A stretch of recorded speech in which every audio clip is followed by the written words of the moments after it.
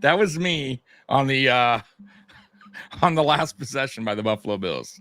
Welcome to the Mafia Sports Report. I am Tommy. Next to me is my main man, Mr. Mikey, my co-host, and we are two unhappy Buffalo Bills fans. And I'm sure a lot of you guys are feeling the same way after our second straight loss. Really, honestly, the only good thing going is that we're still in first place because our division is not very good. But other than that, a winnable game, a game where our defense stepped up, and especially in the second half.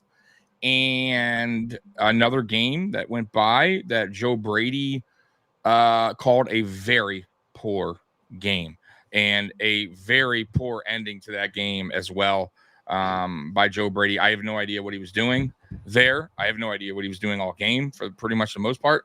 And it's starting to look really bad right now. Listen, we talk about this all the time. It's a long season. Don't get overexcited. Don't get overly worried. But this is two straight games where the offense has looked lost, confused.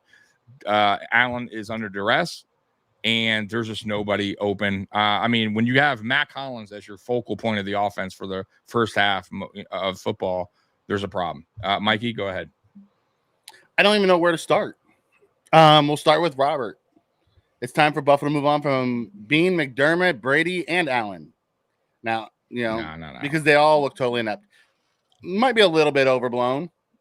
I will tell you, going into this year, I was excited about the depth in the receiver room. Yeah. I might have been, drinking the Kool-Aid because without Shakir out there, it was really fucking bad. Yeah. It might be time for Bean to get on the phone and call up for a Cooper or a Hopkins or a Adams. But one of those fuckers got to be moving this way because the Mac Hollins as the go-to guy doesn't cut it. No, it's a problem. And I was telling you. And before I get to the players, that final fucking drive, 30 seconds left. What the fuck is he doing dialing up 3 straight deep passes? No idea. We would have been better off running Josh Power 3 straight times. No idea. Even on the third down, why aren't you at least trying to kill some clock? At least go through a shorter pass and see what, right? Take a little bit more time all day long. It was 25 yards downfield. Yeah. There was no underneath crossers at all. It was honestly, I'll be honest with you. Normally I would have been like, hey, yeah, fuck yeah, there's 36 seconds. We got Josh motherfucking Allen. I don't care where we are. You're going to go for it, right? However, this team wasn't clicking on offense. It hasn't been clicking on offense over those 2 games. Why are you trying to I would have much preferred, I'll be honest with you, Mikey, to go into overtime at that point. Run, take it into overtime, and then and test your luck there because our defense was doing their job. Even if Houston gets the ball first, I would have trusted our defense, gotten Buffalo the ball back, you know what I mean, and made better field position. But why if we haven't looked sharp all game, why risk it there? Not only that, a safety could have happened. A lot of bad could have came from that. You have no reliable target at that point for Josh Allen. Really, honestly, Keon Coleman was, and we didn't go to him much at all. The one play, he had a touchdown. But once again, I go back to Joe Brady. We're in the red zone. We could have had an opportunity to take the lead, Mikey. We go for a field goal because we are in the red zone. We don't go to our bigger targets. Once again, a game where I thought Knox would be involved.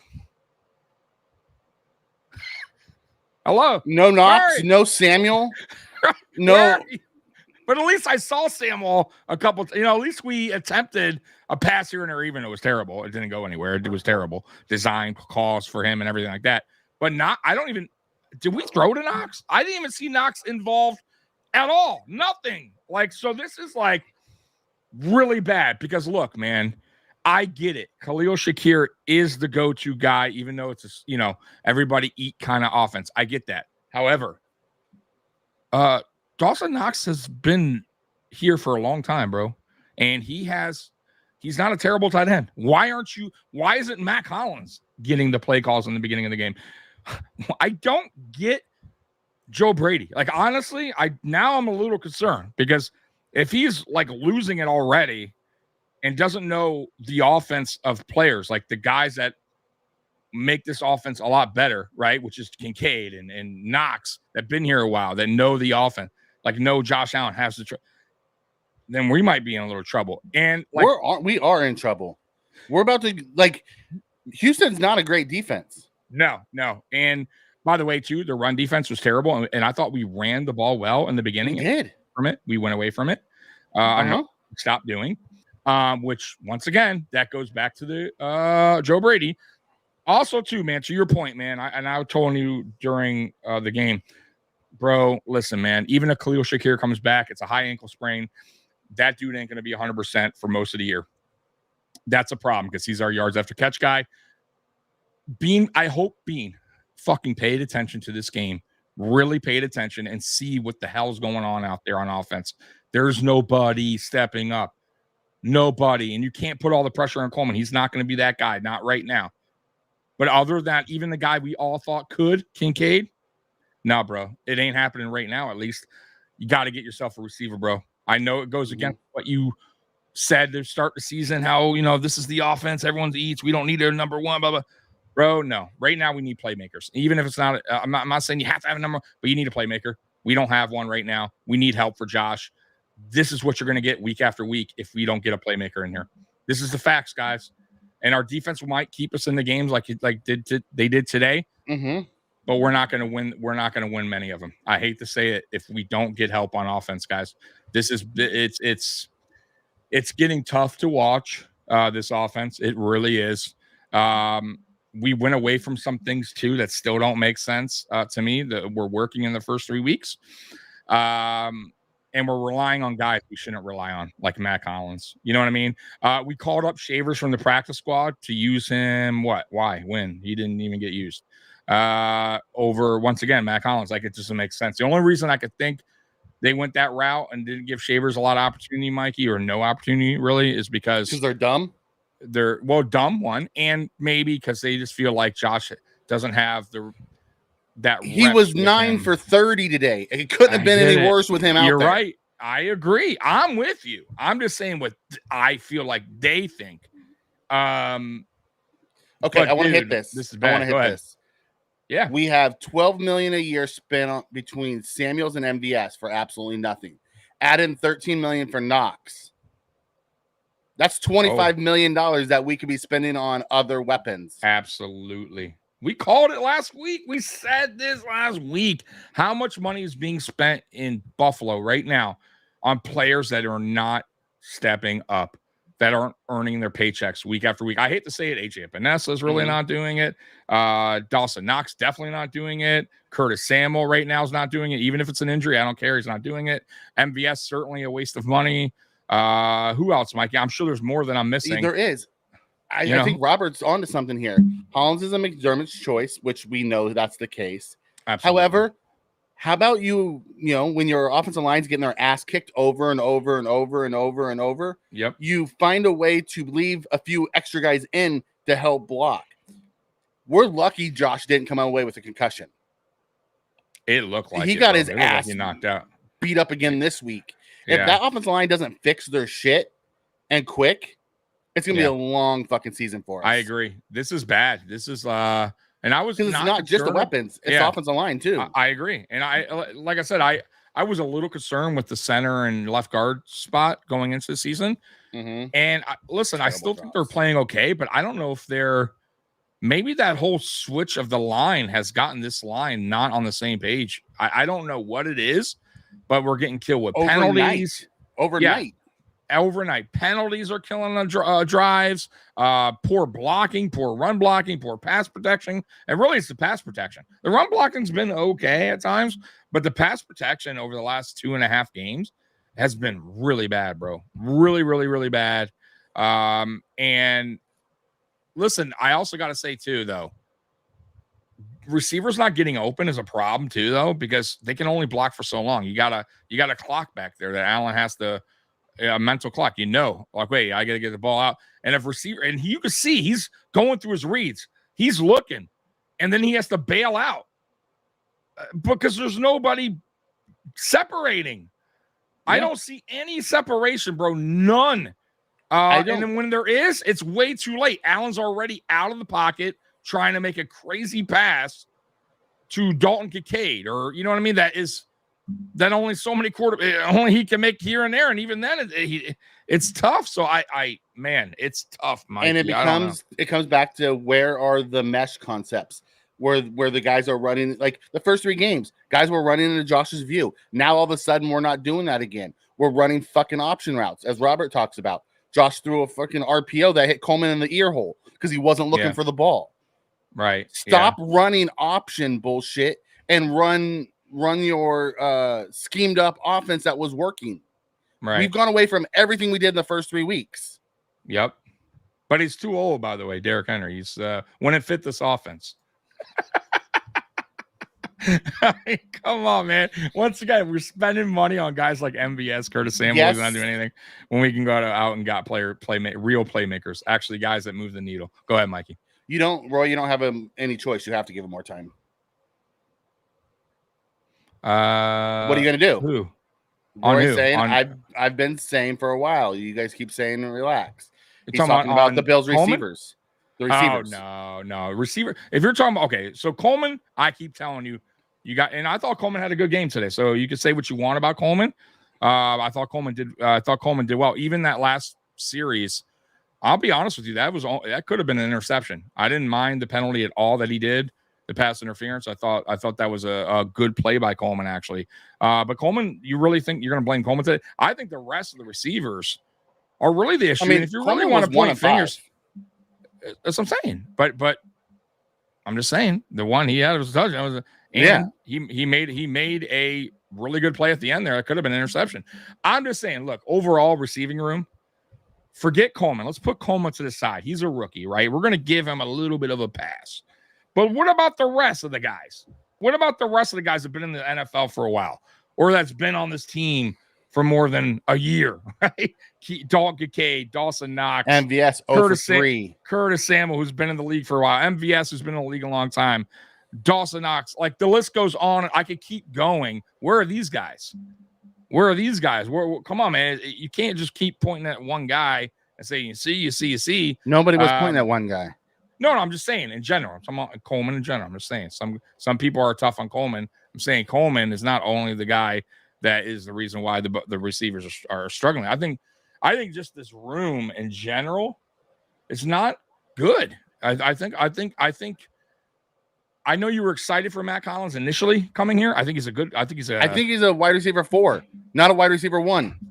Yeah, he's not. I don't even know. At this point, bro, I like him on special teams. I like him in a good locker room guy. I like him as you bring him in and he's not the focal point. Good blocker. They made him the fucking focal point today. Absolutely. I'm just not. Everybody else is not. I don't know what to say. Like, it's just like we brought in Curtis Samuel to be this gadget guy that he's not even doing. Yeah, Swiss Army knife kind of guy that could line up in the backfield, could do this, do that.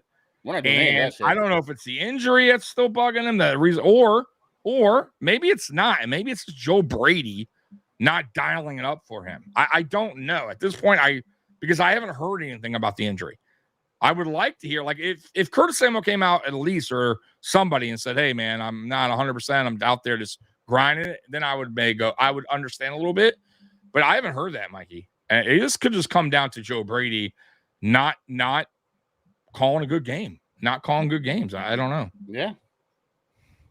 I mean, at the end of the day, you can put this 1,000% at the foot of Joe Brady as that last possession by itself from our own 4-yard line. He goes deep pass. Yeah, that's all on him. That's all on him. There's no excuse for that, bro. There's zero. And this is where I get pissed off at Josh. Check the fuck out of it. You know better. You know better. Exactly. And you know, I'm a Josh apologist most of the time. Mm-hmm. But you know better at this point, or run a fucking check down, Josh. You don't need to be thrown at 25 yards downfield. Right. And where was that whole Josh Allen is going to take control more of the offense, calls on plays when things. I have not seen it the last 2 weeks. You saw it early. Where's that at? Because, I mean, call out of some of these, bro. What are you doing? You do know the clock situation. What about McDermott, though? Somehow you got to go on him too. Does he not know the clock there? Is he not aware that, by the way, is he not aware that our punter can only kick the ball 40 yards, 45 yards? So if we don't get a first down there, we're in our own end zone. So one, a safety would win the game pretty much. And two, you're giving him a great field position, even if he gets a punt off, which, by the way, happened. It happened exactly how I thought it was going to go once we started throwing deep. Brian Thomas Jr., dude is a beast, bro. Yeah. Derrick Henry wouldn't have faced he's too physical for the quarterback culture. Listen, I get everybody wanted Brian Thomas. He wasn't available to us. Oh, Brian Thomas. Assuming that everyone's like, oh, trade up for him. You have to have 2 to trade up. Yeah, that wasn't going to happen. I understand that too. We can be pissed off today. Listen, I am happy that they showed fight in the second half. Let me find some positives. Sure. They showed fight in the second half, but then they just fucking threw it away, just like the 13-second game. All this tells me, and someone wrote this earlier, is our coaching staff hasn't learned from the 13-second game. They still find ways to fucking throw it away. That's a great point. Under pressure. End of the game. Yeah, under pressure, they fucking choke. You're right, man. There's not a lot of games. Someone wrote this. I don't know who it was, and I apologize for not knowing who said it. Yeah. But someone wrote it earlier saying they haven't learned from the 13-second game. That's a great point. We really haven't. And really, honestly, McDermott hasn't changed much, man, either. Let's be real. I like the guy. The guy's a good coach. Like, I'm not saying fire him now, but yeah, when things like this happen, though, you have to point to coaching. Like, that's not, I mean, yes, Allen could have, like, to Mikey's point, you have the option to check out of it and do something, call a different play, sure. But at the end of the day, man, the coaches should know better as well. They're the ones dialing in. They're the ones that know how much time is on the clock. Like, McDermott could have told, by the way, Joe Brady at some point going out, stop fucking throwing the ball. Right. Hey, look, hey, okay, that first one was close. Okay, you know what? Let's run the ball a couple times. Let's just go and make them use their timeouts. Exactly. We have been running the ball on them all game long. You know what? Because I didn't mind, Mikey, one attempt downfield. Maybe get a pass interference. The first like one, that. Fine. Right. So I'm saying the first one, like, I didn't hate that call because I'm like, hey, you never know, pass interference or a good throw, a good catch. You never know, right? And then we're cooking, then we're in field goal, like getting close to field goal. But after that attempt went sour, I honestly even thought they were going to run the ball or do a short pass, like just kind of, all right, you know what? We tried. Let's go in overtime. And they did the total opposite. They kept going to the same deep shot, no time off the clock. I don't get it. So that's on coaching. And I really, honestly, that's on our head coach because he could have stepped in at some point and said, no. He should have stepped in and said, no. Josh should have said, no, and check the fuck out. But let's go back to Ari's thing here. Said, McDermott should have challenged the ruling on the Kincaid catch. They talked about it. The reason why he didn't is because after his feet was up, he like bobbled it and he went out. So that wasn't actually a McDermott challenge. That was a John Perry challenge. And he said no. Same with the reason why they didn't challenge the one that Cook caught down below. Yeah. His foot hit out of bounds before his elbow came down inbounds. Yeah. Yeah. John Perry's up top. He's a former ref. If we're not challenging it, it's because he's saying don't. Yeah, I'm agreeing with that. Like at first, I was like if we didn't have John Perry though, I would have said challenge. You know what? Challenge at least the not the Cook, but the Knox one. Yeah. I mean, I'm sorry, or the Kincaid. Yeah. I would have for sure because it was really close. It was close. However, you have a guy up there who you hired specifically for this job to do exactly what that, right? To make sure we're not using bad timeouts at the wrong time on challenges. So you know what? I'll take that. Like I'll go with his decision over what I thought. You know what I mean? All day. Scott, we're losing the Jets. The Jets have a better defense than has the best defense that we've played yet. Absolutely. And our offense we're in for a doc. If it's not a low scoring game, if our defense can't stop the Jets offense, we're in trouble. Yeah. I don't see we're not getting down 17-3 to the Jets and coming back. Yeah, I don't see a way. I don't know. Like every time the Bills play a good team, we forget how to play. I'm not sure. I'm not sure Houston's a good team. Are they a good team? I think Houston's a good team, and they're not playing. I do. Here's the deal. I don't think they're playing good football right now. I think they're missing some pieces. Nico Collins going out of that game was helped at running back.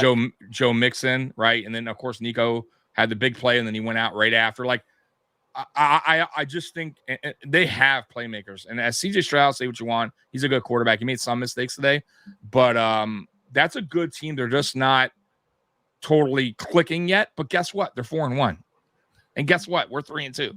Yep. So, say what you want, but they beat us. And 3 for listen, 14. Man. Ouch. Yeah, Allen started rough. But 1 of 9. But who was he going to? Like, who did he have? Matt Collins. Like, that was the guy he was throwing to most of the first half. And I will say the second half changed a little on offense because he started going to different receivers, at least getting Kincaid, throwing to him a little bit. Man, he had Keon Coleman, obviously. Down the middle for a touchdown if he could get it over that. He underthrew that. He big time under. Josh Allen, bro, I'm telling you, those deep balls that he does, they're either overthrown or underthrown. They're a timing thing. It's 1,000% a timing thing. And when you have brand new guys all the fucking time, the timing's always not there. His screen passes are terrible too. My God, yes. That fucker can't throw a screen in for his life. We can't by the run way, a screen. We can't run a screen. Our running back screen, just you know what? Honestly, Mikey, just throw it off the playbook. They don't execute. And matter of fact, we lose yards. Just get rid of it because we clearly don't know how to run one and we can't defend one. So just get rid of that play call because it doesn't work. It's a waste of a down. But man, I really do think, Mikey, that Bean needs to really be aggressive this week on that phone call. Because I think he did make, I'll be honest with you. From reports that I've heard, he did, Buffalo, it did make phone calls. Now, of course, that could be reports mean nothing. He could have not called anyone. But from reports that I heard, he did make phone calls inquiring about Adams. So if he did inquire about him, I would think he inquired about Cooper as well. But I would think he would be more aggressive after seeing what he saw today. I would really expect him to be more aggressive with these GMs and get a deal done. I hope so. Because imagine if Cooper or one of the Cooper or Adams goes to a contender, another team we're fighting with in the AFC. Oh, bro, like it's just more like, what do we do now? Like now, you know what I mean? It's more to slap in the face for Bills Mafia because man, we need help. We need help. And if how about we start investing in our offense? My God. Right. Investing in our offense, help the guy that you're paying big money at quarterback. $250 million too. Yeah. How about help him out a little more than just fucking Mac Hollins and Dawson Knox, who you're overpaying? That is clearly, I guess you can't. He's not even schemed up. Doesn't even, right? Can't even scheme him up. Curtis Samuel, can I go on? MVS, stop giving him guys that aren't contributing to this offense. Because listen, at least last year, say what you want about Gabe Davis, but at least he's somewhat. At least I kind of felt a little comfortable with Gabe Davis in there. I did a little. I tell you what, I'll take Gabe Davis all day over most of the receivers we have in this room right now. I mean, I'm not over Shakir. Yeah, if it's one of the Gabe Davis games he shows up for. Yeah, I'm just saying. I'll take him over Hollins all day of the week, bro. All day over the week. All day of the week. Because you know why? Defenses at least have to be honest with them. They have to at least play. They don't give a shit about no Mac Hollins, bro. I guess. Right now. Pleasure comes in and says, Mike, I met you a couple of years ago. You're a great man. I was with my daughter. Hey. I'm a Jets fan. I apologize that you're a Jets fan. I'm just kidding. Thank you. I honestly, I don't remember last week, so let alone a couple of years ago. I hope the interaction went well. It sounds like it did. And good luck as a Jets fan. I get where you guys are at. There was a lot of frustration with their offense today too. Their defense just kept trying to keep them in that game, and the offense just kept giving it away. Super chat from Justin F. Curtis Samuel has been an absolute no-show. I don't know if it's a Curtis Samuel thing or if it's a Joe Brady thing. Joe Brady has not gotten him involved at all. Like, everything is just a bubble screen to him. Where's the jet sweeps? Where is, running him on a slant? There was one quick slant today, and it hit Coleman in the side of the head. Right. I know. And really, that was on. I'll tell you what that is. That's an experience. Coleman not reading it the same way. That's an experience. That's all. Yeah. That's a rookie making a rookie mistake, because Allen made the right read, because if he's looking, he probably takes that all the way to for a touchdown, or gets a good amount of yards if he doesn't get a touchdown. He just wasn't. That's inexperience. That's all that is. Yeah. Like, Randy, you're right. I don't understand why we didn't run the ball. Even if we got 3 yards, 4 yards, 5 yards, right? It makes them use their timeouts, takes time off the clock. And when we punted it because we didn't get any yards, they were in field goal range the second they caught it. Right. It made zero sense. There may not even be time by the time, because think about it. If we ran the ball, let's just say we ran the ball those times, they call 3 timeouts. By the time they punt the ball, get the ball back, it's going to be like Hail Mary time.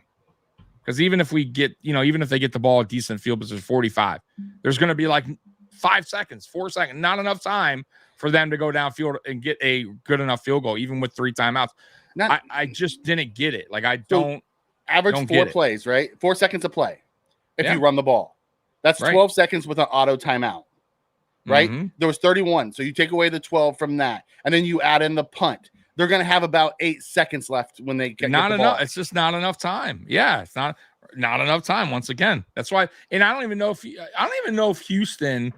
I mean, who knows if they call it timeouts and just let it go into overtime. I'm not sure, but either way, we foiled that one. We foiled that one big time. Like I said, we let them off the hook. Yeah, and they gave it to us, and we let it off the hook. I just don't see what Joe Brady or Sean McDermott thought was going to happen there at our own 2 or 3, whatever we were at, when our offense was really struggling. You thought that all of a sudden, like, we are now going to be making big splash plays. I mean, like, it just doesn't make sense to me. You got to know. I always said this, Mikey, too. You got to go with the feel of the game, how the game's going, right? Like, okay, like the feel of the game right there told me our offense has been fucking struggling all game. Let's just take this shit in overtime. And our defense has been playing. Run it. Right. Our defense is playing good. Let's hope our defense can get a stop if they get the ball first. And then we can go down and kick a field goal, win the game, whatever. Like, I'd rather play that case scenario than what they did. And I'm sure you'll hear that coach speak.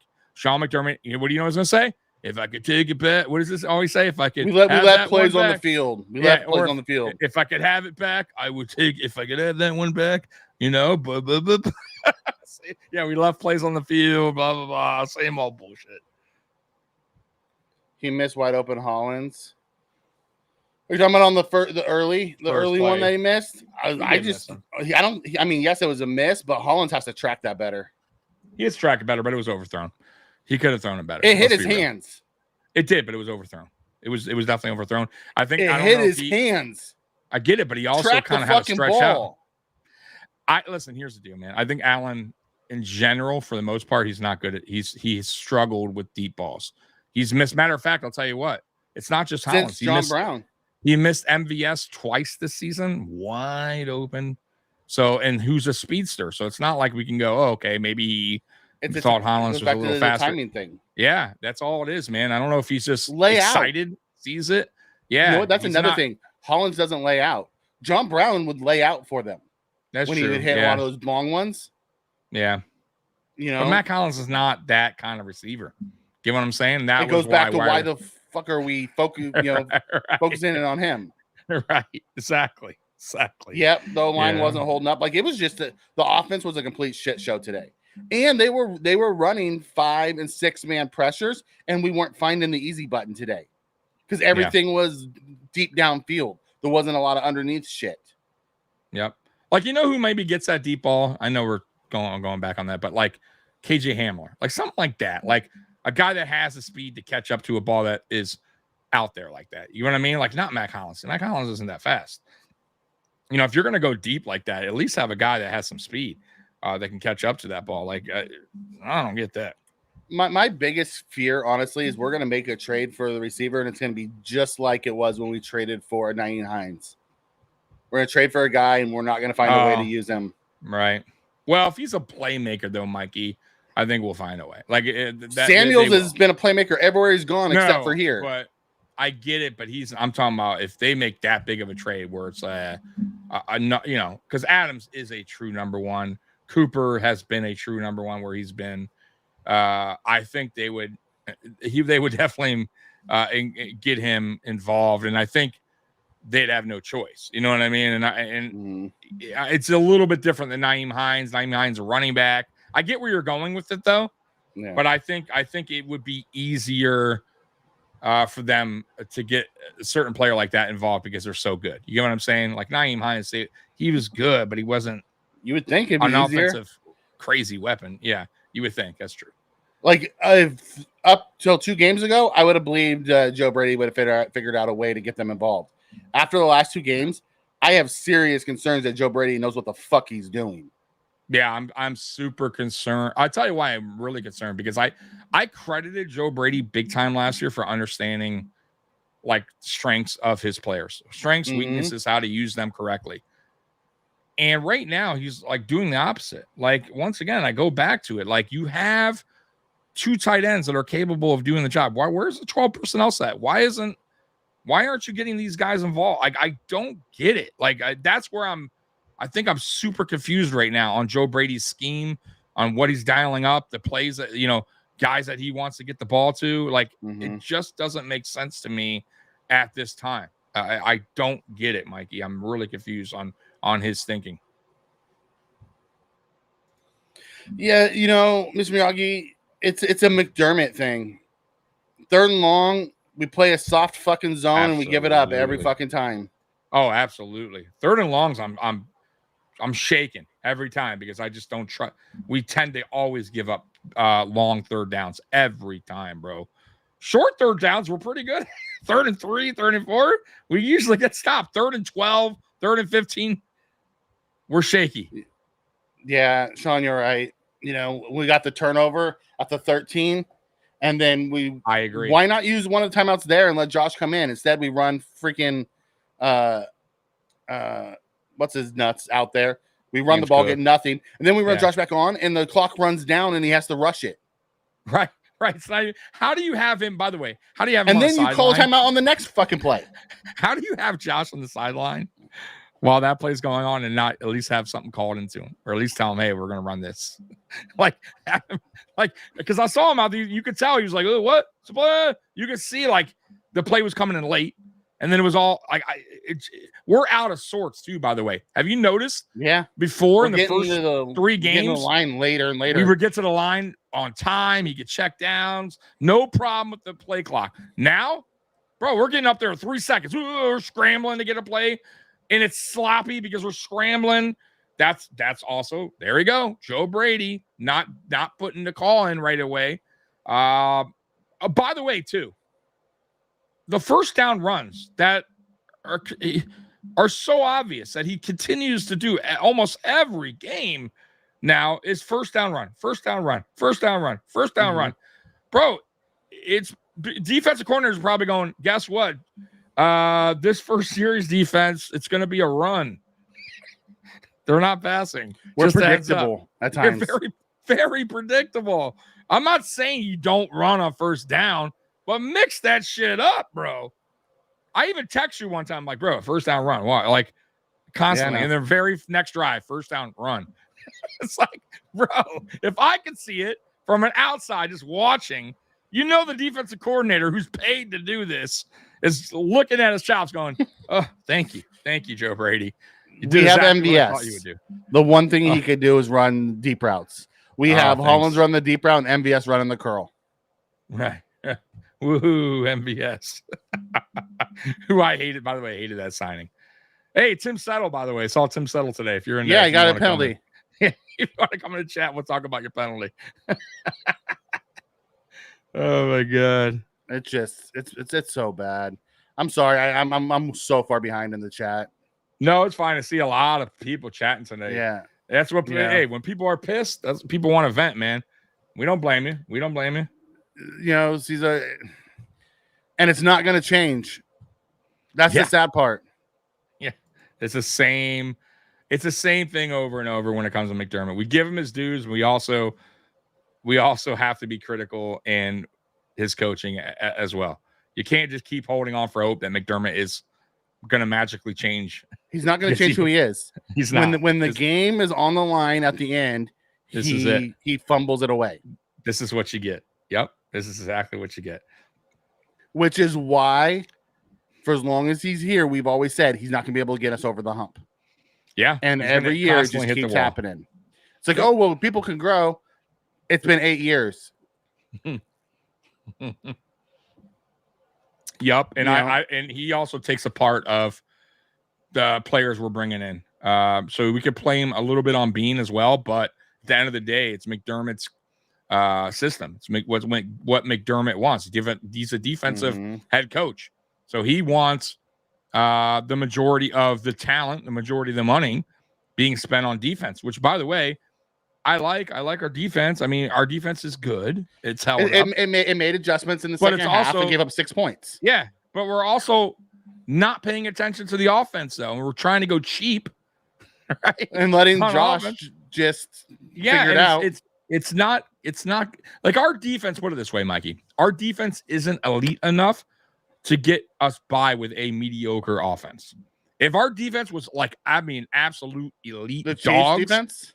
Yeah, I mean dogs, right? Where you can get away with not scoring a lot of points and just little mistakes. You can find ways to win because your defense is that good.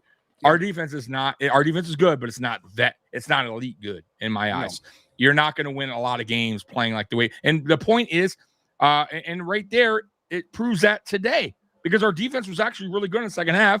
20 points where you should be able to win a game if you're holding the team 20 points, 23. At the end of the day, but 20, they have 20. We couldn't put points up. Look at the first half. We had 3 points. That's fucking miserable. That's terrible. Like, I'm shocked our defense held them to 6 in the second half. I mean, they turned them over. Yeah, they made plays to get our offense an opportunity, and when they did, what did we do? A fucking field goal. The first one we went down and scored a touchdown. No, but I mean, when it really, at the end of the game, when we had a chance to take the lead, and by the way, take the lead there, now you're forcing Houston to go down and score a touchdown, which I don't think they do. The way our defense was playing. So we had an opportunity to win the game, had an opportunity. Then we had an opportunity to go into overtime. And once again, we do the opposite and we think our offense is like clicking for some odd reason, want to throw it down. Yeah, over and over. Dan talks about it here when you're playing with an elite defense. He played about as bad as football on offense as they could, but the defense gave it 10 points. They won 17-10. There you go. Yeah, but that's not us, and we have a lot of injuries on defense right now, so it's definitely not going to hold teams unless they're bad teams. Like we can get away with this against the Jaguar team. We can get away with this with a Dolphins team that has a really banged up team right now. If I hear another one of our players in this press conference say, we have to learn and get better, I'm going to disown this team. Got to look at the film. Got to look at the – yeah. If we could take that one back, we would. We left plays on the field. Left plays on the field, yep. I'm proud of my guys, though. We'll have to learn from this. You have to learn from it, McDermott. It's only 8 years. Look at it this way. If we go 12-5, McDermott will – mess up, same old thing. Yeah. Yes, 100%. Dude, I'm going to tell you right now, with the way the division is at right now, how bad it is, how the Dolphins are playing poorly, Patriots ain't going anywhere, the Jets aren't really playing good either. The Bills might squeak in the playoffs, win the East because of default, kind of, right? Even if we continue, because I don't think we're going to, be that bad the rest of the way, but we'll probably squeak into the playoffs just because of how bad the division is. But I don't know about making any real noise in the playoffs. We're just going to be squeaking in there. Yeah, you did a good job, but you were way off. Listen, on the we score, lost 23-20. Josh had 131 yards. CJ Stroud had 331 yards. Yeah, he played good. He had a couple bad turnovers. That was on him. But our offense was so bad, dude. Our offense was bad. I mean, just to kind of throw it out there for you guys. Josh Allen 9 of 30. This is the worst 2-game stretch I've seen Josh Allen play since 2018. Since his rookie year. Yeah, since his rookie year. This is unacceptable. And that's not really on Allen. Now, some plays are, But a lot of this is he just doesn't have anybody to throw the ball to. His receiver room is as bad as his rookie year's receiving room. Yeah. James Cook, 20 carries, 82 yards. I didn't even know he rushed for that many carries, but honestly, I think we went away from the run at times when it was working. I think we should have used him a little bit more, but whatever. Yeah. Josh Allen, 4 carries, 54 yards. So Allen is back to running. So clearly he's not scared to run because he showed you in that game. Keon Coleman, 1 reception, 49 yards, touchdown, which, by the way, was really close to him stepping out, but it looked like he was good. Yeah. Dalton Kincaid, I mean, here's where it gets really bad. 2 receptions, targeted 6 times, 34 yards, unacceptable. Mac Hollins targeted 6 times. What? Why?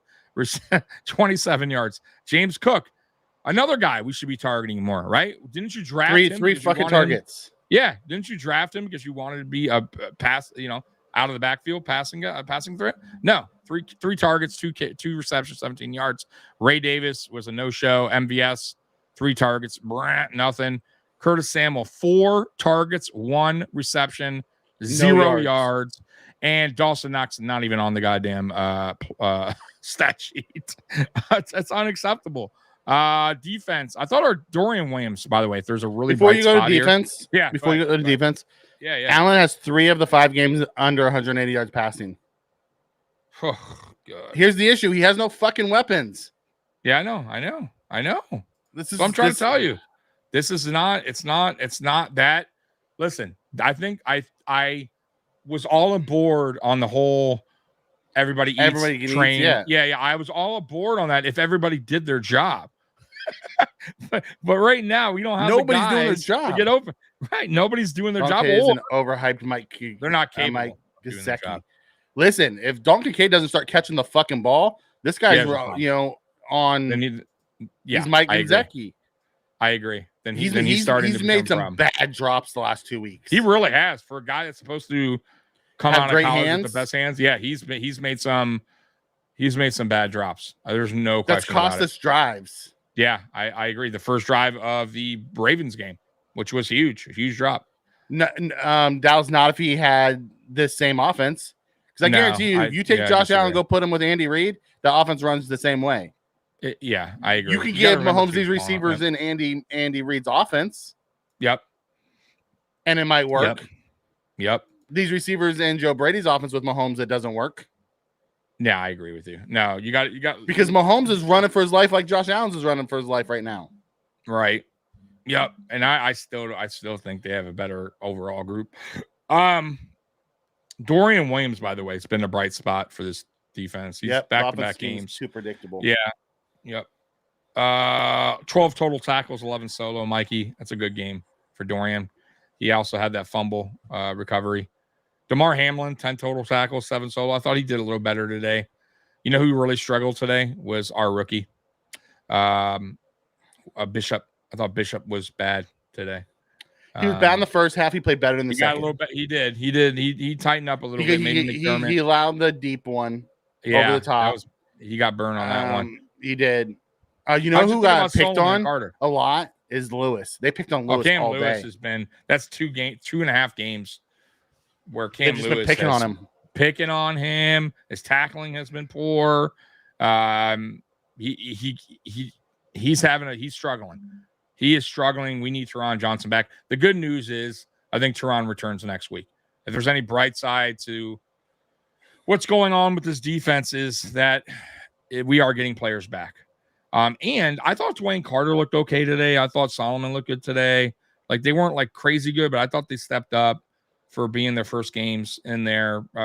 Pretty much Carter starting. I thought Carter looked good today. Yeah, so I was saying I thought Carter looked pretty good today. I thought Rousseau put a lot of pressure on today. I thought he was getting there. He just couldn't get it. He couldn't get home. But he was putting pressure, making CJ Stroud work harder and throw the ball away or, make some bad plays. So our defense overall, you know what, man, I would say they did a pretty good job today considering how they started. But they can't win us the game. I mean, it's just, it's kind of like the Jets last year where the defense just kind of kept them around and the offense just kind of struggled and we're kind of turning into the Jets of last year for the last 2 weeks at least, where we just can't put points up or we're always behind. You can't play, by the way, too, Mikey, playing behind 2 straight games is never good. It's never good. You never, we didn't. It's we so went up hard. we went up 3-0. Well, against who? Baltimore? Today. No, I mean playing behind, like big time behind, 17-3 at halftime. Yeah, we went up 3-0. You know what I mean? I'm talking about playing behind and point. Like I'm not talking about in the very first score. I'm talking about just overall, like going in the second half down fucking 20 points, 17 points. Yeah, 17 points. 17. You're right. Going into halftime. 17. What was last week? What were you down last week going into halftime? I think 17. There we go. You know how hard it is, guys, to make a comeback. And so you got to give it up to our defense. Even last week, our defense, to be honest with you, gave our offense an opportunity. And then we tried to trick play. Yeah. So that goes back to what I was texting you this time. And then we'll get back to some of them, some of the comments. We were moving the ball. We scored 2 touchdowns. We were moving the ball when 2017. And we tried to run a fucking running back screen. We haven't tried to run a running back screen all year long. Why the fuck do you pick the time now to try to run it? Right. And you lose 7 yards. Totally blown up. Yeah. Like, of all the times to try to run that play was right then. Yeah. We haven't run one at all year long. Right. Just, I don't understand what we're trying to do. Connor comes in and says, looks like we should have drafted Worthy. I don't think Worthy would have done well in this offense. I really don't. What makes you think Worthy would have done well in this offense? Yeah. I don't. I mean, I think he's a good weapon to have on your team, but I don't think he's a number one. Yeah, I mean, I'm just looking at his record, looking at his stats right now, guys. 154 yards on the season. I mean, that's not. I mean, what's Keon Coleman got right now? I mean, they're very close. So 154 yards, 2 touchdowns, and Keon Coleman has. What does Keon Coleman have? Let's see. So 154 for him, and Keon Coleman has. Let's see. So I just want to do a quick comparison since we're talking that. So Keon Coleman for the year. Here he is. Keon Coleman has 126 for 1 touchdown. I mean, is it that far off? 30 yards? It's not. He isn't lighting it up. Now, if we pass on Brian Thomas Jr. and we traded back for Coleman, let's say a Brian Thomas, then I could go with that. Or Leggett. Leggett, by the way, is looking pretty good too. Leggett had a good game the other week for Carolina. Stepped in for Thielen. It has to be. Listen, guys, you can't just trade up just because you want to trade up. There has to be someone else that that's willing to go back, and people weren't going back in that area. So, yeah, it takes 2 to tango. I don't why everyone just assumes that we could have just moved up to get him. That it's that easy to make it happen. Yeah, I agree. Now this, I don't say this. Though. I don't think it's gonna be Devontae.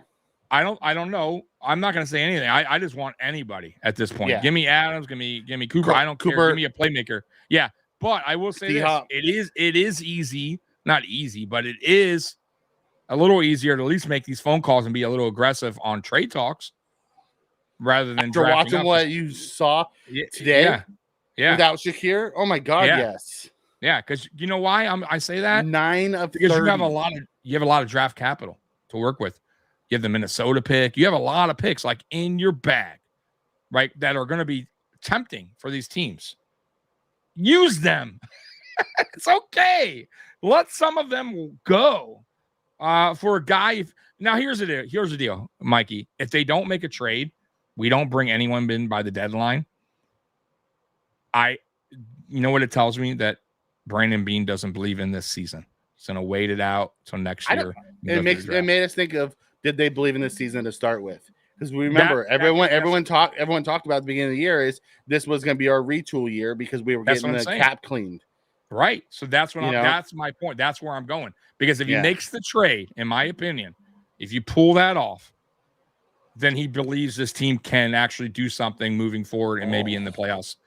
If he doesn't, that means he doesn't truly believe that this team is good enough and that player wouldn't elevate this team to another level. You get what I'm saying? Yeah. Where it even would matter. So I would say look at that, guys, because if he doesn't make the trade, there's your answer. That he doesn't believe the team's going to go far because there's no way he thinks the team's going to go far realistically with what we have right now.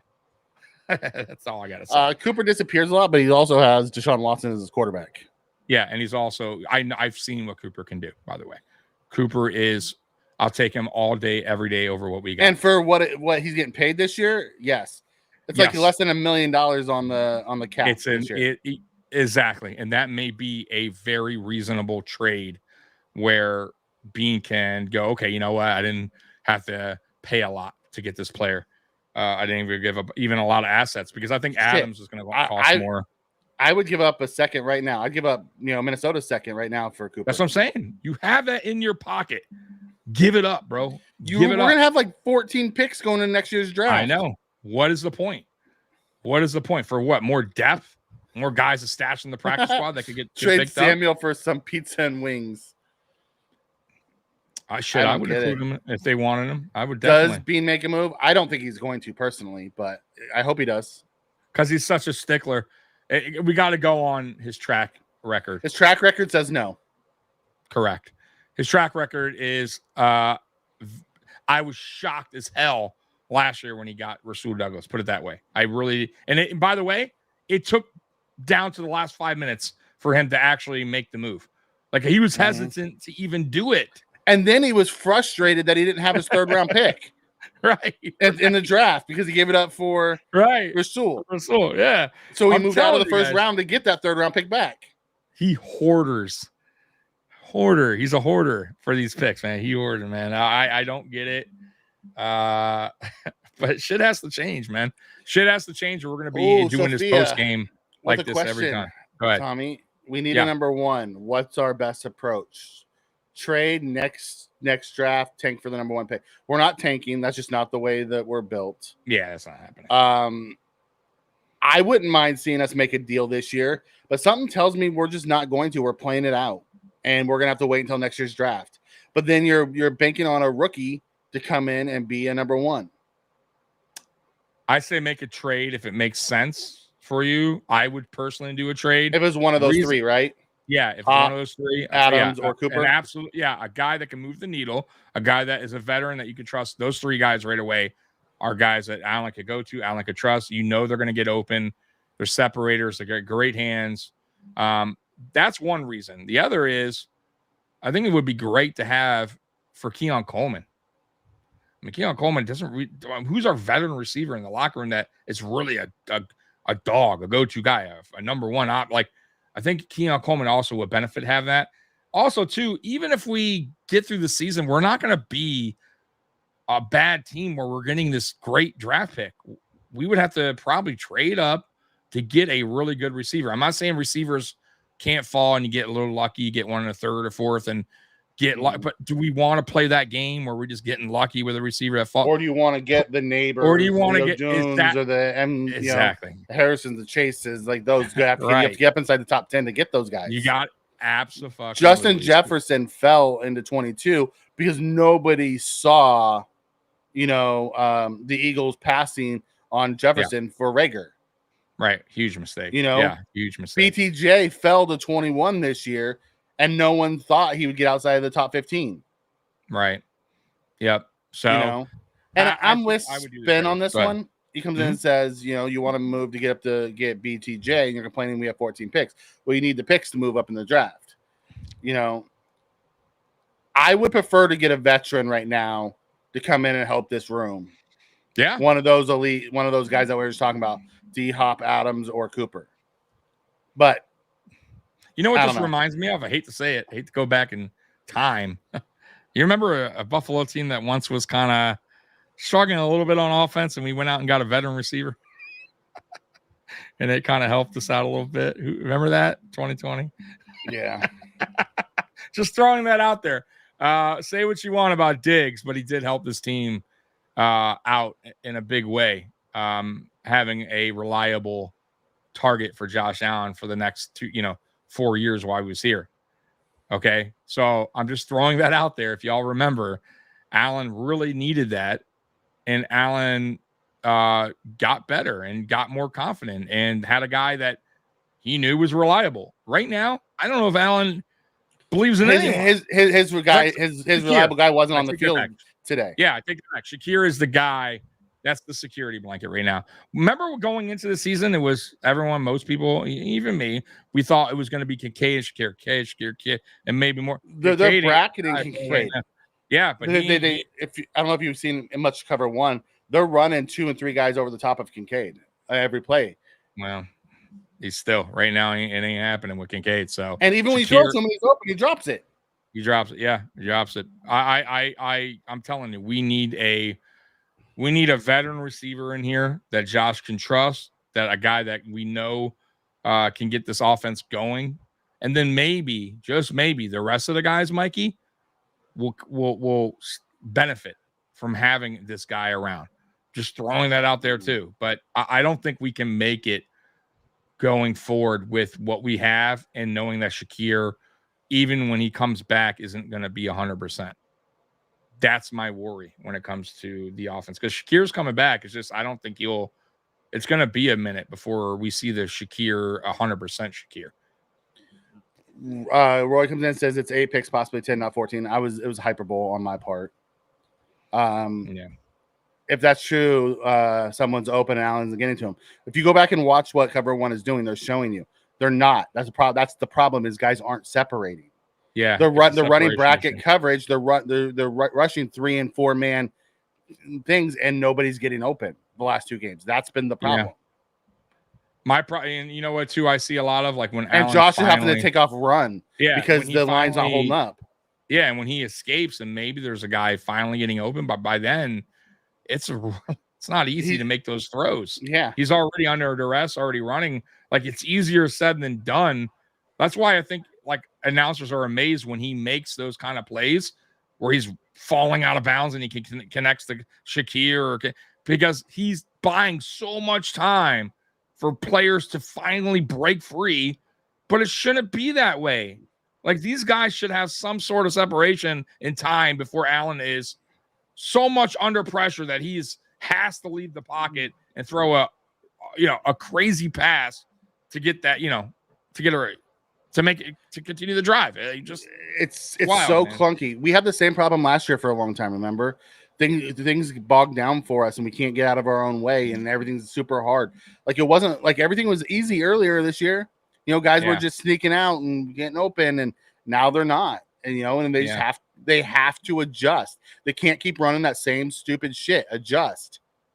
Yeah. Hats off to their kicker. I would have had no faith in Tyler Bass. No, fuck no. 0, 59 yards. I mean, that was I don't trust him at 49. Yeah, I know. I'm shocked he made the one kick. I was like, damn, you're a little under pressure here. Even though it's not that there's 3 on Kincaid. They're boxing him in zone areas to where you have someone underneath and 2 people over the top, and they're taking a zone. It's not like they have 3 guys on him running man to man. You got the all 22, Sean. Go back and look. I believe in you. And listen, if you're right, you're right. But I'm telling you, from what I've seen, I'm telling you, players right now. From what I've seen that cover one has done, because cover one does the work. I watch them. From what I have seen, from what they have put out. Break it down. Yeah, they break it down good. They're running box zones off of Kincaid. So Josh isn't going there because someone else should be open theoretically, and nobody is. Exactly. That is the problem. And by the time someone comes open, Josh is already moving off of that target. The time, right. It's already out. He's already going on to the next route, a read. Or he's getting the hell out of the pocket, or he's getting sacked. One of the others happening by the time that Allen doesn't call any slide protections, doesn't send his backs or tight ends over to cover the blitz. Yeah. And that makes me go back to wonder what kind of offense we're running, because no backs or tight ends stay in the block. Yeah, today was. Is that example. A check for Allen to do that? Who was that? Ray Davis that could have stayed. Yep. Yeah. So that makes me wonder: is that a check for Allen to keep them in, or do we just not have that built into our offense? You would think, because it's supposed to be a quick pass, and no one's getting open, so you can't quick pass it. Right. Whatever happened to Dawson Knox being in there to help out too on blocking? I mean, he's not doing anything receiving, So, just throwing that out there as well, right? Like, at least have him in there as an extra blocker. Yeah, and Sean, you're right. And the issue becomes the receivers aren't finding the soft zones at all. Yeah. Or if they're finding the soft zones, they're not soft zones in Josh's purview and his progression purview. And that's another issue that we had under Dorsey is Josh's progressions never had guys that intersected. So we have to go here, like back and forth, trying to find his progressions. We're getting very clunky with the progressions now. Yeah, it's this. This offense reminds me of Dorsey's offense right now. It's like broken. And this may be a reason why too. And I like I said, I like Joe Brady. I'm not. I think he did a really good job filling in last year. But I do go on track record, and I do go on like even when we hired Dable, I always look back and go, okay, why was he only on this team for so long? Why did he fail in so many different places? Why did teams move on from that guy? And Joe Brady has moved on quite a bit, right? Like, no, just saying. He had 2 offense coordinators, right? Doesn't he? Got fired from Carolina, correct? Only Carolina. But then he went to LSU one, but that was college. I don't count college. I'm on NFL. And then he left. Oh, and then he came back for us, right? After that, I thought he went somewhere else. So after Carolina, no. All right, I thought he was on Carolina, and then he came here and became the quarterback's coach. Okay, or LSU, and then Carolina, and then okay. And then here. So either way, he didn't last. And he left Carolina because the head coach got fired right after him. But he got let go. Didn't he? I thought they let him go. Yeah, they let him go first, and then a week later they let the head coach go. Yeah. So either way, I mean, Dable got fired a couple spots. He was at too. Though. Yeah. And Dable, I'm just saying, like, look, man. Sometimes track records says that he also had a clunky offense in Carolina. Now it wasn't all his fault. I'm just throwing that out there.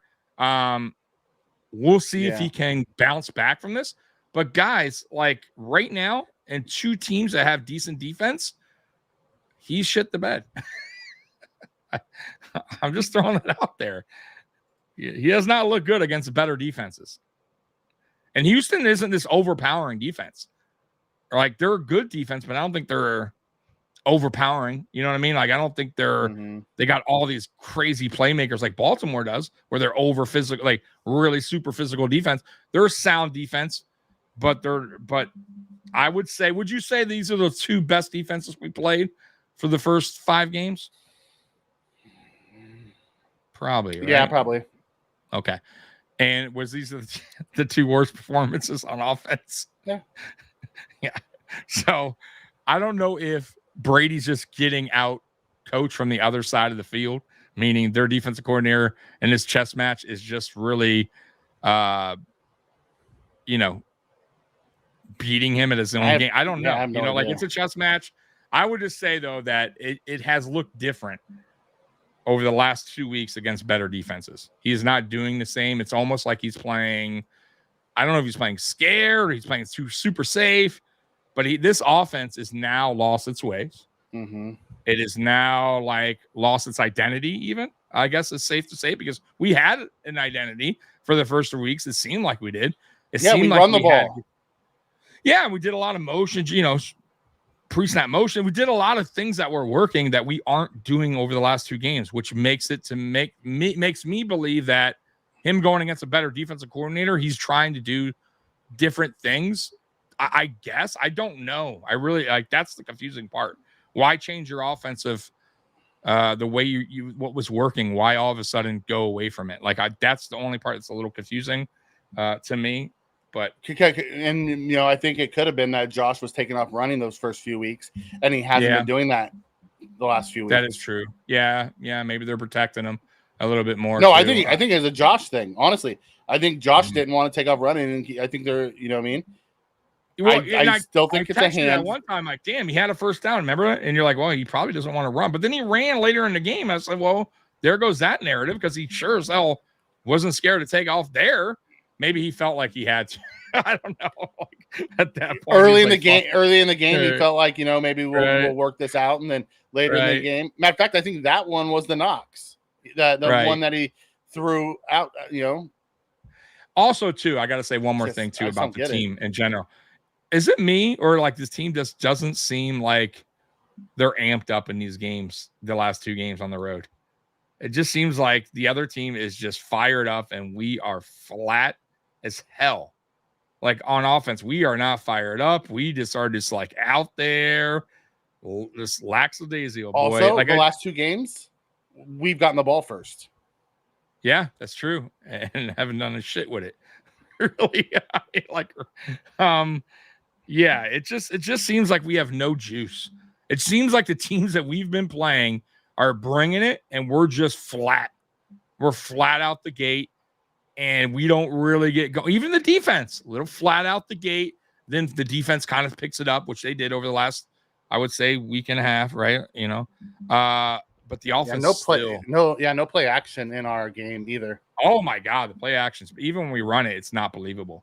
Like you have Ray Davis in there. Ray Davis doesn't even look like he's trying to get the ball. Doesn't even run, but we're not even using him. Why would the defense even believe that Ray Davis? But this goes back to what Sean said. We have a couple big runs, and then we won't run any play action off of it. Right, but you do it with James Cook, is my point. So you have a good run with James Cook, another good run. Okay, now you dial it up with James Cook, right? Boom, play action. They're going to bite because they know James Cook is running well. But you put Ray Davis in there, a fucking third down, and you do a play action, it's not going to work, bro. They're not biting. Oh man, it drives me crazy. I don't know if next week's a must win. It's too early for must wins. You know why I would say it's not? Because the division is so shit right now. It's so shit. It really is. Because even if the Jets win, okay, wow, the Jets, I guess they take first by default because they beat us in one game, but we're not out of it by any means. If the Jets were right now playing some really good football, I would say, man, they had a really good winning record. They were in first place. I would say, yeah, it may be. Because the division is going to be tough, right, to take away from them. But they're playing bad football, too. Ain't nobody playing good right now in the AFC East. Aaron Rodgers turned over 3 times today. Oh, Aaron Rodgers doesn't normally turn the ball over.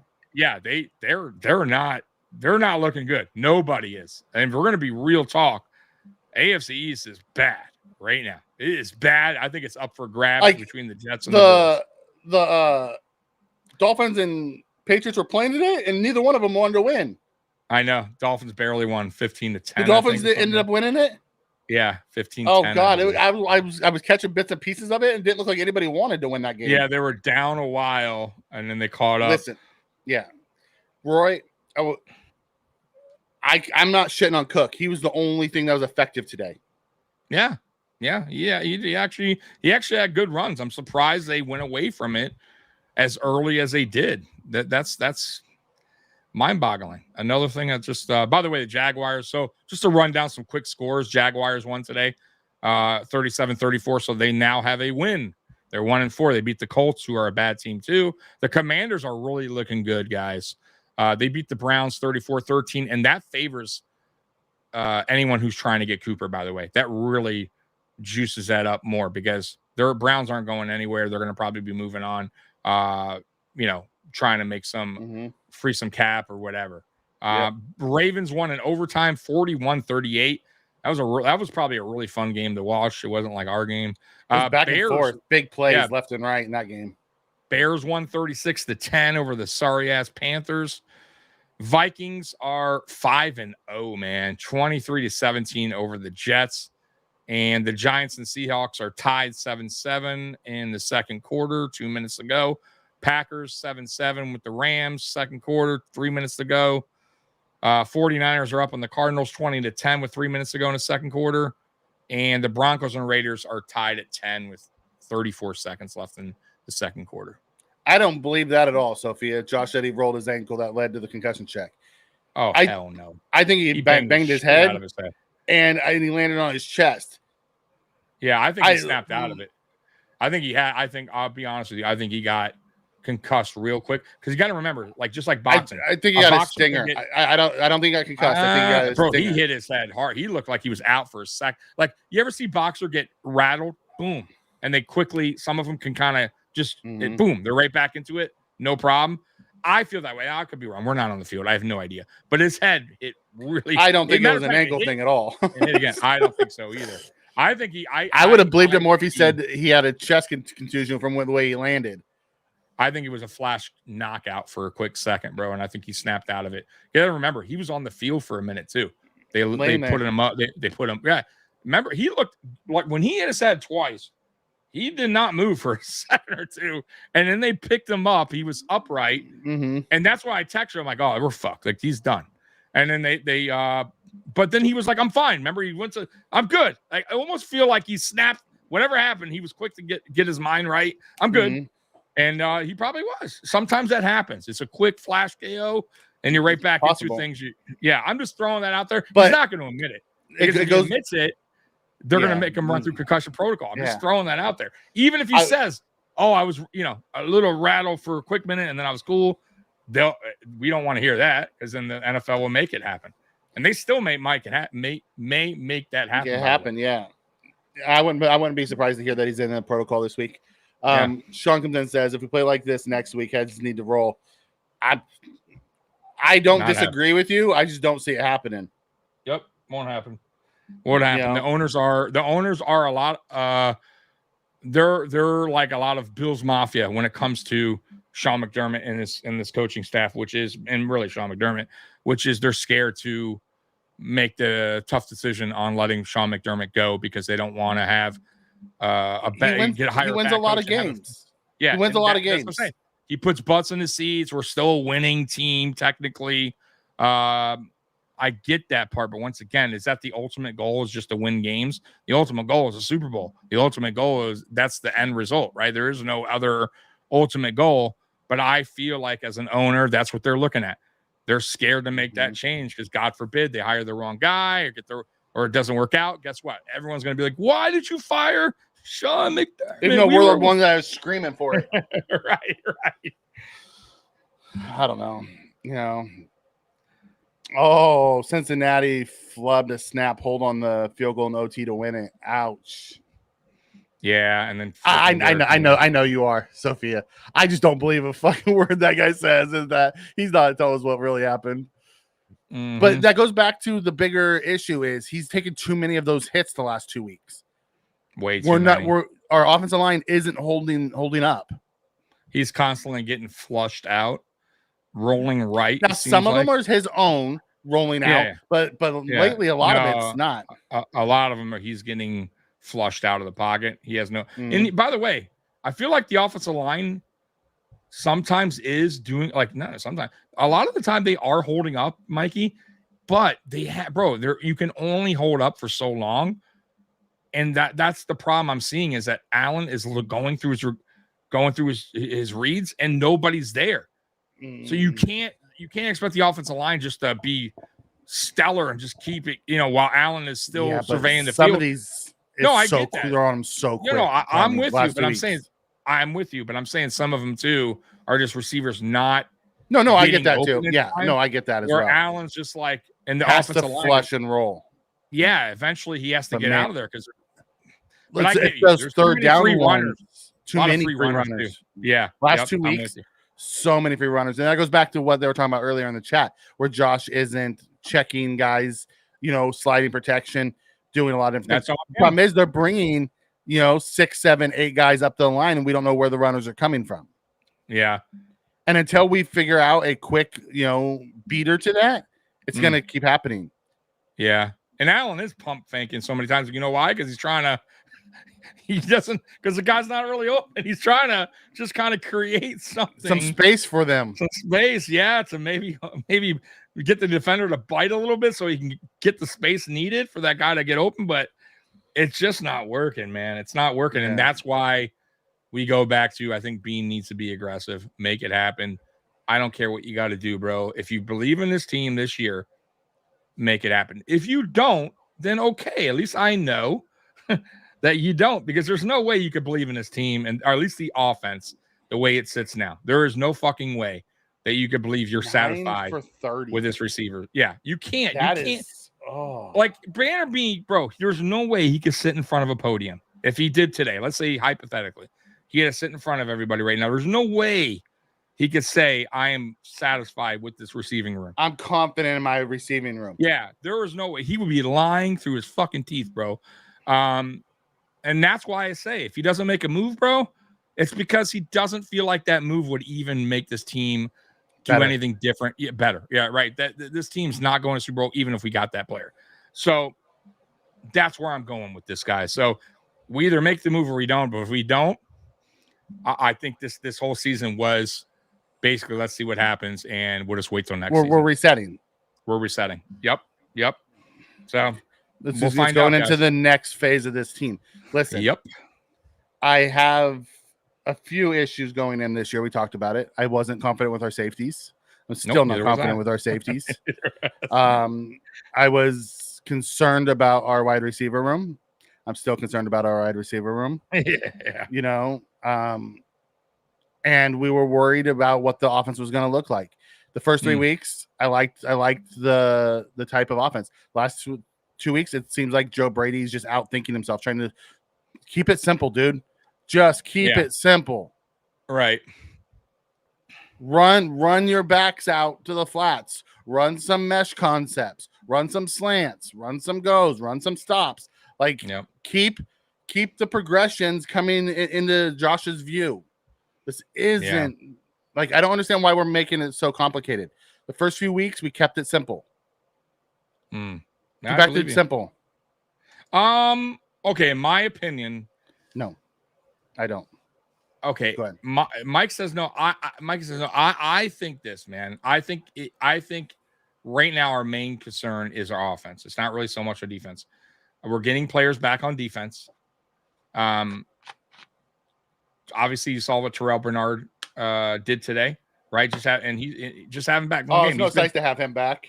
Right, and by the way, he probably had a little rust on him today. And look, he still was causing some havoc out there. Still caused a turnover, right? Tron's supposed to be back next week. Tron's supposed to be back next week. So I guess where I'm going with this is for as much as our guys have been out, guys have been missing. I think Ed Oliver probably will be back too soon or next week. I still have faith in the defensive side of things and that we're getting players back and maybe even Milano towards the tail end of the season. Vaughn will be back eventually in time. I thought our young guys looked pretty good today. Really, it's the offensive struggles, right? It's the receiving room. You bring in a receiver in here that is an Adams or a Cooper, a guy that Josh can actually really depend on, and then Khalil Shakir will eventually be back. And then maybe KK can get going. Like, then that kind of forces defense to go, okay, now we can't play this way anymore. Now we got now they got a real playmaker in Adams or Cooper. Now we got to play this team a little bit different. I'm telling you, you don't think defensive coordinators are going to play the Buffalo Bills a little bit differently if they have a stud receiver? Of course they are. And that's going to help Keon Coleman. It's going to help Khalil Shakir out even more. It's going to help Dalton Kincaid, Dawson, whoever else is on the receiving room at the time. I'm just saying, I think it can help. And I think the team could go a little further with a true playmaker at receiver, especially with our defense playing the way it is without guys even being in there right now that we need. So those guys are coming back. You add the addition to the receiving room. I think it would work. Heat 3, thank you for being the wisdom. Look in New England. Stop complaining. It could be worse. Absolutely. Listen, a lot of things could be worse. Division is bad, but I don't think it's over quite yet. I'm not ready. It's too early for it to be over. Look at us last year. We were 6-6 at one point. Went on and got the number 2 seed. Yeah. It's still early. It's a bad loss. The way we lost made it worse because our coaches just shit the bed at the end and gave them the game. Yeah. But listen, we went down big. We fought back. I said this earlier. I was happy that we fought back. Absolutely. And then we choked it away. Okay. Next week we go to the Jets. Hopefully our offense figures something out to play better. Now we're playing next week. We'll play the best defense we've played yet. Correct. So let's see what happens. Correct. Yep. Wait till Samuel catch fire. I pray to God it's next week, Sophia. I hope you're right. Just wait. Well, is there anything else, Mikey? Because we're coming on tomorrow night as well to kind of talk more about tonight. So we don't want to give you everything tonight. By the way, Mikey, did you see the short Tommy put out about his plumber's crack? Yeah, this is for you, Mikey. No, I missed it. Oh, dude, I put it. I was out of town this weekend. I got back late last night for my daughter's 16th birthday. Yeah. So no, I missed that. Is that what you sent me? By the time I got it, it said it was removed already. Oh, I uploaded a different version of it with subtitles. Oh, okay. But yeah. Okay, I didn't actually get to see what it was because I was like my cell reception was spotty where I was at. It was my first blooper of the podcast season for this channel, and Roy, of course, called me out. That's awesome. Yeah. No more moral victories. Nope, there ain't no moral victories. I'm just trying to find the good in the game. Yeah, you know what, though? I will say this, though. I will say this real quick before you go. Mikey is right a little bit in that way because I said it last week. I don't mind losing. Like, of course, I hate losing in general, but I don't mind if we at least put up a fight. Last week, I really minded because we really didn't put much of a fight. We rolled over. We rolled over. I felt like, look, this week, I'm upset. We lost. It sucks. And we did some fucking terrible coaching decisions, and we just talked about we played terrible. Yeah, an hour and a half but I guess my point is this. Our defense got us back into the game. We did put some fight up. It came down to the very end. Okay, it wasn't pretty. I get that, but we didn't totally roll over. Like we had a chance. Okay, so yes, it's not. I'm not saying moral victory, but I'm not totally. I'm finding positives. I'm finding positives, and in my shithole mood that I'm in because we lost, I need to find the positives to it. The positives were we went down big, we fought back, we climbed back into the game, we had a chance, and it slipped away, and we let them win. Exactly. And tip your cap to the kicker hitting a 59-yarder. Yeah, absolutely. Under pressure. It seems like they always hit them against us. Against us, right? And by the way, yeah, we lose these games to these big time 60-yard bad weather. Yeah, it doesn't matter. Bad weather. Yeah. Right? Perfect down the middle. Our kicker just once I want to see one of theirs go off. Right. You know what I mean? Sail off to the left. Right. They always whoever we get against always makes them. It doesn't even matter. It could be a kicker that just got on the team. He would make it because it's against the Buffalo Bills. Like that's just the way. Long season incoming.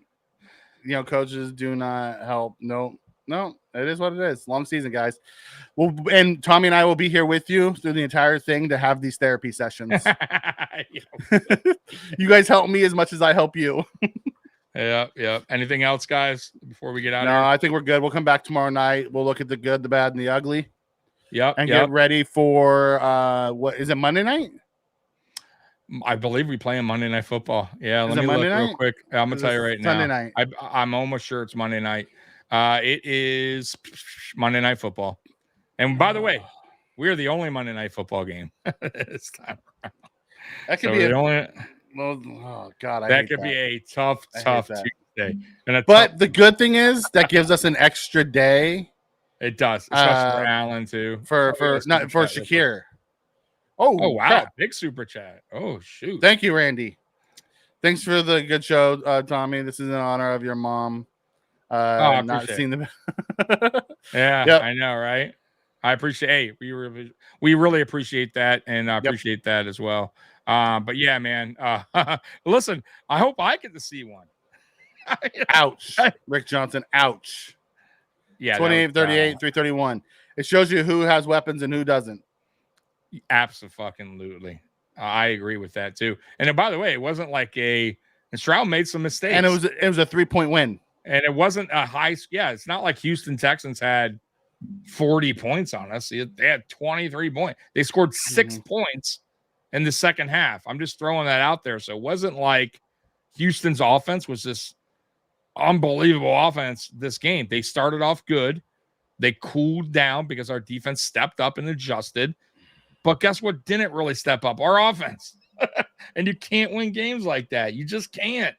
And even when we scored the touchdown to Keon, it was still very close. 4th and 5. Right. It was on 4th down. It wasn't pretty. It wasn't even a pretty touchdown. Yeah. And then the next one, it was a touchdown aided by defensive penalties. Right. So even when we scored the touchdowns, we were getting help. Pretty. Yeah, you know what it reminds me of? When we were with what's his name last year? Our old offense coach, Dorsey. When we were scoring touchdowns, but they really weren't fun. They really weren't earned. They were kind of like we kind of got lucky, or it was a bullshit call, or it kind of worked out. Like, we just are not flowing right now. Our offense stinks. Yeah. Allen flat out told McDermott we're going for it on 4th and 5 when he threw that touchdown. I saw that, which thank God he did. But he's you're not punting the ball. We're going for this. It still wasn't. It still wasn't pretty. Keon made a nice play. Yeah, it was a whiff. It was a missed tackle too. The guy, but credit Keon has a strong lower body, so he's able to shake him off. Yeah, and the speed was there. By the way, he's not as slow as everyone. It's so slow. Like, he did run that. He went by that other defender too. He had no issue getting to a touchdown. But either way, guys, thanks for rocking with us. Yeah, we appreciate all y'all. Thank you so much for the super chat as well.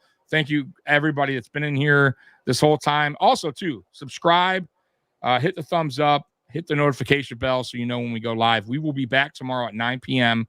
To talk more of this tough Buffalo Bills talk that we've been doing over the last 2 weeks now. 2 weeks in a row. It's been miserable, but we're here for you guys, and we're here for us as well. So thank you so much, Bills Mafia. We're out of here. Peace. Go Bills.